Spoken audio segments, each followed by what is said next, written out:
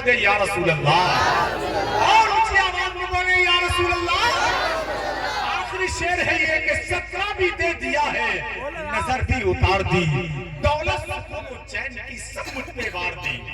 17 بھی دے دیا ہے، نظر بھی اتار دی، دولت سکون و چین کی سب مجھ پہ وار دی۔ کل میں نے کیا کہا میری طبیعت خراب ہے، ماں نے تمام رات دعا میں گزار دی۔ کل میں نے کیا کہا میری طبیعت خراب ہے، ماں نے تمام رات دعا میں گزار دی۔ لیکن کچھ لوگ بڑے گھور گھور کے مجھے دیکھ رہے ہیں، مجھے لگ رہا ہے ایسا کہ ماں باپ کا جو حق تھا نہ اس کو نبھا سکا، بیٹا بہو کے پلو سے باہر نہ آ سکا۔ ماں باپ کا جو حق تھا نہ اس کو نبھا سکا، بیٹا بہو کے پلو سے باہر نہ آ سکا، اور بیٹے کے جنم دن پہ وہ لایا ہے آج کار جو اپنے بوڑھے باپ کا چشمہ نہ لا سکا۔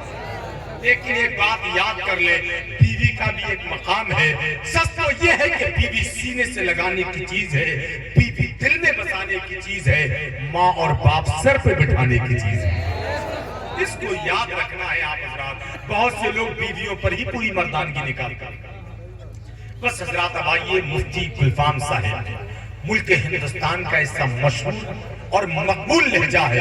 ہندوستان کے اندر روزانہ 150-200 جلسے ہوتے ہیں، شاید کوئی جلسہ ایسا جاتا ہو، ایسی کانفرنس جاتی ہو جہاں پر خطیب اعظم ہندوستان مفتی گلفام صاحب قبلہ کا ذکر نہ ہو۔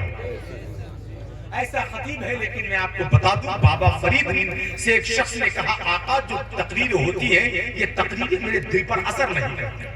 وہ بابا فرید ان کے چہرے کو جو دیکھتا کلمہ پڑھتا مسلمان ہو جاتا۔ ماں کے پاس گئے، کہا ماں میرے چہرے کو جو دیکھتا ہے کلمہ پڑھتا ہے مسلمان ہو جاتا ہے۔ ماں نے کہا بیٹا اس میں تیرا نہیں، اس میں میرا کمال ہے۔ بابا فرید کہتے ہیں ماں تیرا کیا کمال ہے، چہرہ میرا ہے، میرے قدموں میں گرتے ہیں، میرے ہاتھ پر کلمہ پڑھتے ہیں، تیرا کیا کمال ہے۔ ماں نے کہا بیٹا سن، اور گھر کی یہ ماں بہنیں بیٹھی یہ بھی سنے۔ بابا فرید کی ماں کہتی ہے بیٹا جب تو چھوٹا تھا کتنی ہی سرد راتیں ہوتی، کتنی ہی ٹھنڈی راتیں ہوتی، جب بھی تجھے دودھ پینے کی خواہش ہوتی تو پہلے میں وضو بناتی تب تجھے دودھ پلاتا۔ یہ باوضو دودھ پلانے کا اثر ہے، جو تجھے دیکھتا ہے کلمہ پڑھتا ہے مسلمان ہو جاتا ہے۔ اسی بھیڑ میں ایک شخص ملتا ہے، کہتا ہے بابا فرید جو تقریریں جو گفتگو ہوتی ہے یہ باتیں میرے دل پر اثر نہیں کرتی، بہت پریشان ہوں۔ تو بابا فرید نے اس کو پیارا سا نسخہ دیا، فرماتے ہیں تو مسجد میں جا کے جھاڑو لگایا۔ اس نے کہا بابا فرید اس سے کیا ہوگا؟ بابا فرید فرماتے ہیں کہ تو اللہ کے گھر کو صاف کرے گا، اللہ تیرے دل کو صاف کر دے گا۔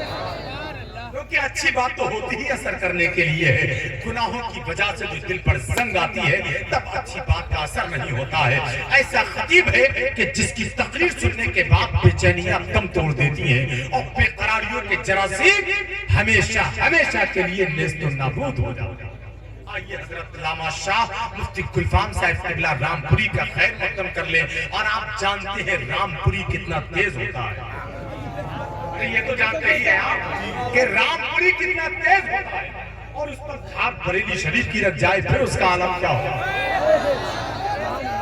وہی لہجہ ہے قسم خدا کی ناشر مسلک اعلیٰ حضرت علامہ مفتی گلفام صاحب قبلہ کا پورا مجمع اپنے ہاتھوں کو فضا میں لہرا کر نعرے تکبیر رسالت کی فضاؤں میں خیر مقدم کر لیں۔ اور مفتی صاحب کے فوراً بعد فیض آباد کی سرزمین سے آنے والا بہت ہی قیمتی لہجہ بھائی احمد الفتح فیض آبادی کا انشاءاللہ تعالیٰ کلام ہوگا، اور پھر آپ بھائی مرتضیٰ مصطفیٰ صاحبان سے جب تک چاہیں گے تب تک سنیں گے۔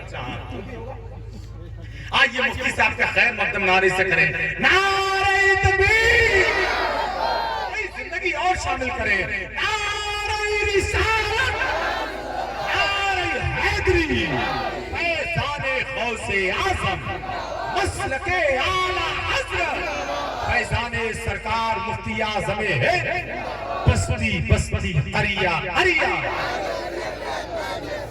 نعرہ تکبیر، زمین کتنا پر، بس شیر کے ساتھ کہ حال دل ہو بہو تحریر نہیں ہو سکتا، حال دل ہو بہو تحریر نہیں ہو سکتا، لفظ ہر درد کی تصویر نہیں ہو سکتا، زندہ دل ہو تو اٹھو جہد مسلسل کے لیے، خواب تو خواب میں تعبیر نہیں ہو سکتا۔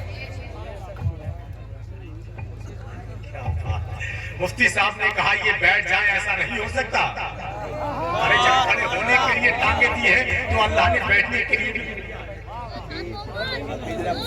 بیٹھ جائیں بھائی.